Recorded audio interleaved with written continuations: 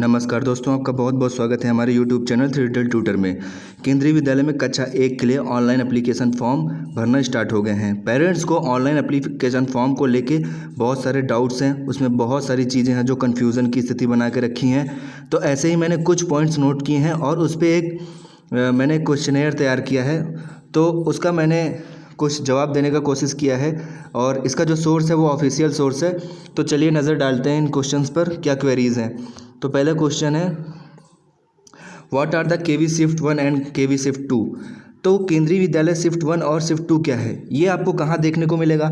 जब आप कक्षा 1 में ऑनलाइन एप्लीकेशन फॉर्म भरेंगे तो 2-4 स्टेप जब आप भर के आगे बढ़ेंगे तो आपका एक स्टेप होगा जिसमें आपको केंद्रीय विद्यालय चूज़ करने होते हैं।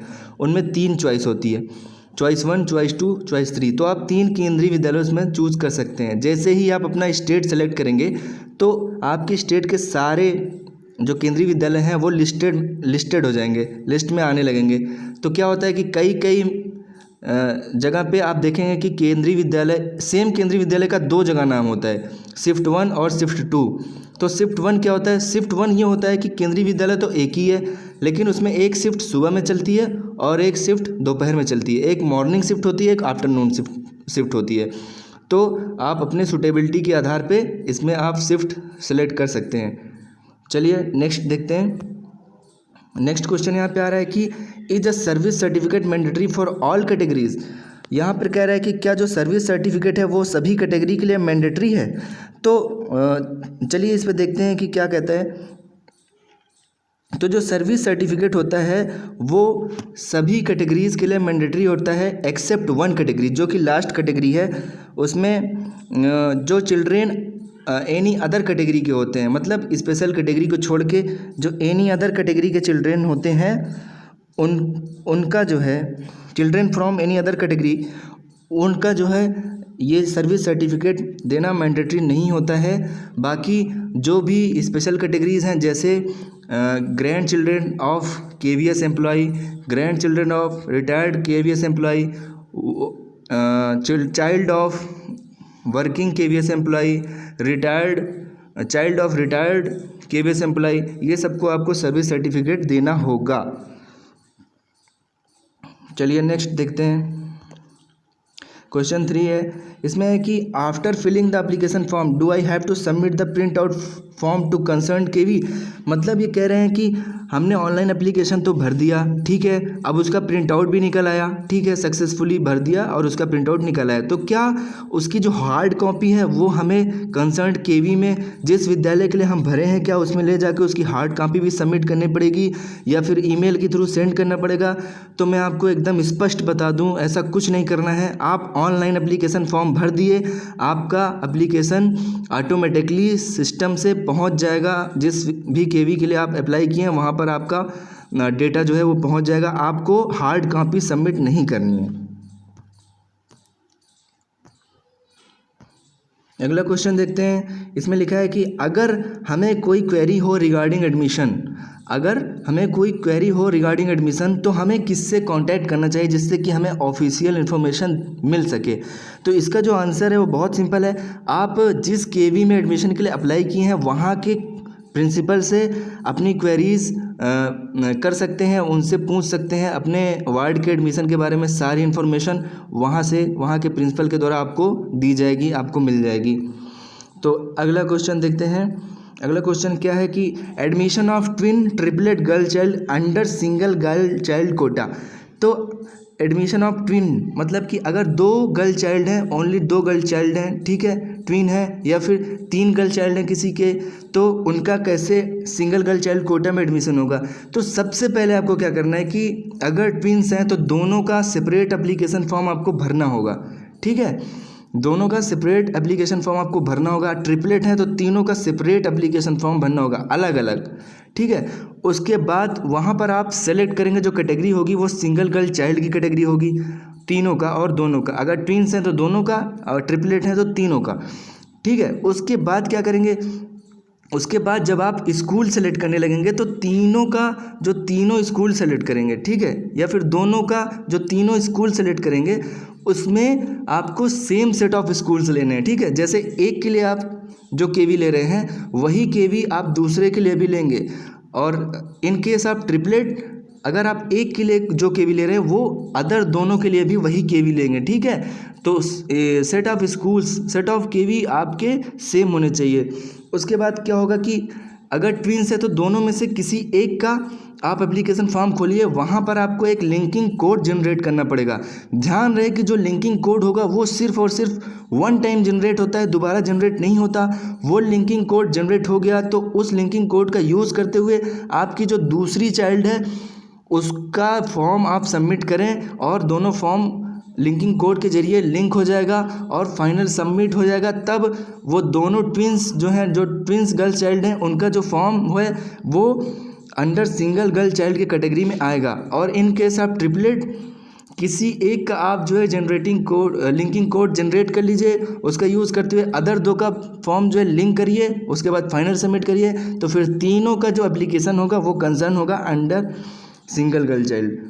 ओके दोस्तों, समझ में आ गया होगा। तो चलिए अब नेक्स्ट क्वेश्चन देखते हैं। नेक्स्ट क्वेश्चन है कि is Aadhaar card of child mandatory? जो आधार कार्ड है चाइल्ड का, क्या वो मैंडेटरी है? नहीं, एप्लीकेशन फॉर्म भरते टाइम तो ये मैंडेटरी नहीं होता है, लेकिन जब आपका एडमिशन प्रोसेस चालू होगा तो वहाँ पर आपका जो आधार कार्ड है, मतलब आपके वार्ड का जो आधार कार्ड है, आपके चिल्ड्रेन का जो आधार कार्ड है वो मांगा जा सकता है। इसलिए कि जो अकाउंट वगैरह खुलते हैं वहाँ पे as a unique ID, using for unique ID Aadhaar card मांगा जा सकता है। तो एडमिशन के जस्ट बाद उसको बनवाना पड़ता है। अगर आपके वार्ड का नहीं है तो आप अभी ही बनवा लें। नेक्स्ट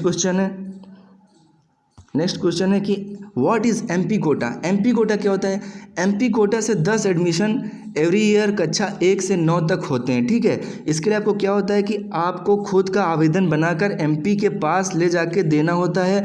फिर एमपी के पास एक निर्धारित फॉर्मेट होता है जहां पर वो सारी इन्फॉर्मेशन एमपी अपने फॉर्मेट में भर के फिर एमपी क्या करता है कि आपके एप्लीकेशन को फॉरवर्ड करता है, मे बी एचआरडी मिनिस्ट्री में या फिर केवी में डायरेक्ट फॉरवर्ड करता है। वहाँ से जाने के बाद फिर वो रिस्पेक्टिव केवी में वहाँ पर आपका एप्लीकेशन पहुँचता है। फिर वहाँ पे जो भी उनका क्राइटेरिया होता है उसके बेस पे आप शॉर्ट लिस्ट होते हैं, आपकी जो सिलेक्शन लिस्ट है वो जो है जारी हो जाती है, ठीक है। और ये जो फॉर्म भरा जाता है एमपी कोटा के थ्रू, यह जनवरी में भरा जाता है।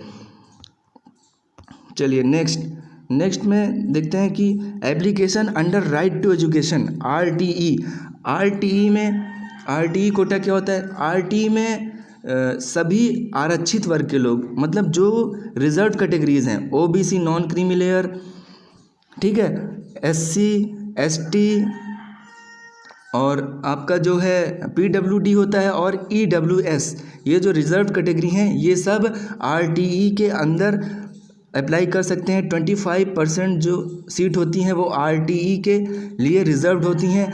ऐसे आरटीई के अंतर्गत जिन बच्चों को एडमिशन मिलता है उनकी फ़ीस वगैरह कुछ नहीं देना पड़ता, उनका सारा खर्चा जो है सरकार उठाती है।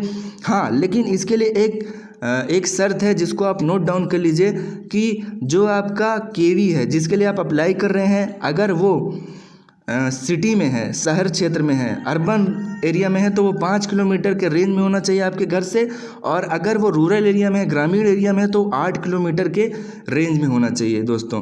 तो इतना आप ध्यान में रख के आरटीई राइट टू एजुकेशन के अंदर आप अपनी एप्लीकेशन डाल सकते हैं। और नेक्स्ट क्वेश्चन है admission with KV transfer certificate. तो एडमिशन विथ केवी का जो टीसी होता है उससे जो एडमिशन होता है, इसका क्या रोल है? तो केवी टीसी के साथ डायरेक्ट एडमिशन होता है। जैसे कि अगर कोई केवी एम्प्लॉय है, उसका बेटा कहीं एक केवी में पढ़ रहा है, उसका ट्रांसफ़र हो गया दूसरे केवी में, तो वहाँ पर जाके उसका तुरंत एडमिशन हो जाएगा। केंद्रीय विद्यालय में ही फॉर्म मिलता है, वहीं से फॉर्म लेके फिल कर सकते हैं और डायरेक्ट एडमिशन ले सकते हैं। और इसमें स्ट्रेंथ के ऊपर भी अगर चला जाता है तो भी एडमिशन देना पड़ेगा। तो ये सीन है केवी ट्रांसफ़र सर्टिफिकेट के बेस पे एडमिशन का। और लास्ट क्वेश्चन जो है ये है कि अगर आप जो है रॉन्ग डॉक्यूमेंट अपलोड कर दिए हैं तो क्या ये चेंज हो सकता है। कभी कभी क्या होता है, हड़बड़ी में हमसे रॉन्ग डॉक्यूमेंट अपलोड हो जाते हैं, तो अगर ये तभी मॉडिफाई हो सकता है, तभी ये चेंज हो सकता है जब तक कि आप फाइनल सबमिट नहीं किए हैं। अगर आप फॉर्म को फाइनल सबमिट कर दिए हैं तब ये चेंज नहीं हो सकता, और अगर आप सेव किए हैं तो आप वहाँ से एडिट कर सकते हैं। तो दोस्तों इसको बहुत ध्यान में रख के आप भरिए, क्योंकि डॉक्यूमेंट्स बहुत ही इंपॉर्टेंट होते हैं। तो दोस्तों आशा करता हूँ कि हमारे इस वीडियो से आपको ज़रूर कुछ इन्फॉर्मेशन मिली होगी जो आपके लिए यूज़फुल हुआ होगा। तो दोस्तों अगर आपको हमारी ये वीडियो पसंद आया तो लाइक करिए, हमारे चैनल को सब्सक्राइब करिए और ज़्यादा से ज़्यादा अपने दोस्तों में शेयर करिए, जिससे कि ये अवेयरनेस उनको पता चल सके, उनके जो डाउट्स हैं वो ख़त्म हो सकें। और थैंक यू सो मच दोस्तों, थैंक यू फॉर वॉचिंग।